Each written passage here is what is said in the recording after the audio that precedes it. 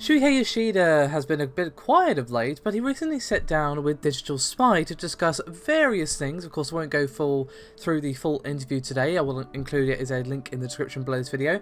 He, of course, discussed the PS4 Pro, as well as making a comment about the Nintendo Switch. So let's touch on a little bit about the PS4 sales, as of course the PS4 has been doing pretty well for itself overall, even of course if Xbox has been outselling it for the previous 3 months or so. And he said, quote, "Yes, it's selling very well. We were hoping that people who purchased a PS4 day one would upgrade to a PS4 Pro, and people who have a 4K TV would see it as their console of choice. We need more time to analyse the situation, but it seems that more people who are buying the PS4 for the first time are choosing PS4 Pro. I think that's driving a larger demand than we had anticipated. In many markets, it's sold out and hard to find." I mean, you can kind of see why someone would make that decision. I mean, if the cost isn't an issue, why would you not go for the more powerful machine? I mean, it just makes sense.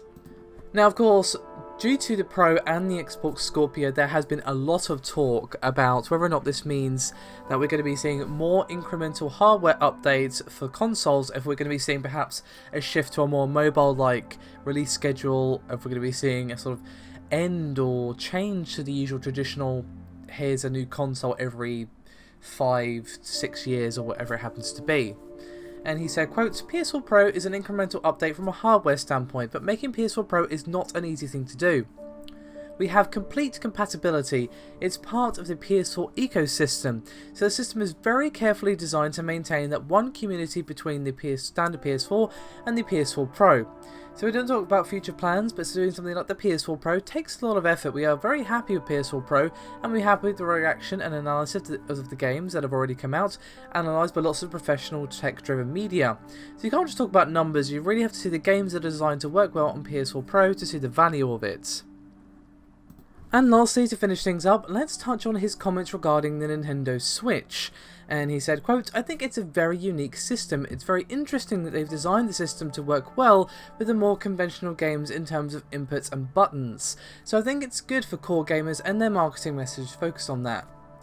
And naturally, the topic turned to whether or not Sony even see Nintendo as competition, as they're of course targeting a different audience and a different market. And the question was revolving around that, and Shuhei seemed to agree that they're going to be making a new market for themselves.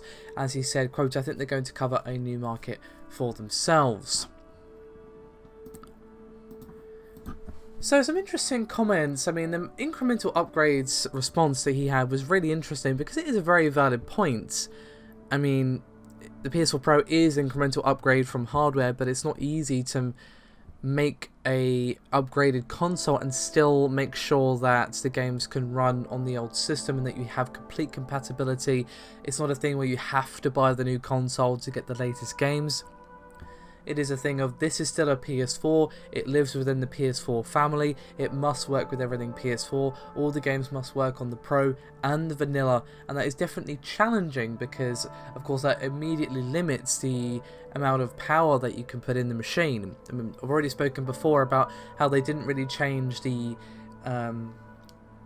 sort of CPU part of the system all that much because, well, as much as they might have wanted to make drastic changes, they couldn't if they wanted to actually have any compatibility with the PS4, which of course is a vital component of the Pro. So that's definitely going to be a thorn in the side of hardware developers if they want to go the incremental route, because of course the more incremental upgrades you release, it's just going to basically get impossible to make sure it works with that very low-end vanilla system. So I don't really think we're going to be seeing another PS4 Pro 2 or Xbox Scorpio 2 or whatever. I think after those we'll probably get an Xbox 2 or a PS5 or whatever they end up being called, and then after that we might get incremental after that. So that might be how things turn in the recent years, or sorry, the coming years should I say, that we're going to be seeing a new console, then an incremental, then a new console, because I think once you start getting into 2 incremental upgrades, the tech at that point is so far beyond the original that you can't possibly have a game that can run on both while still taking advantage of the hardware. I mean, you could do it, but it would be very difficult for not only the hardware manufacturer but the software developers as well.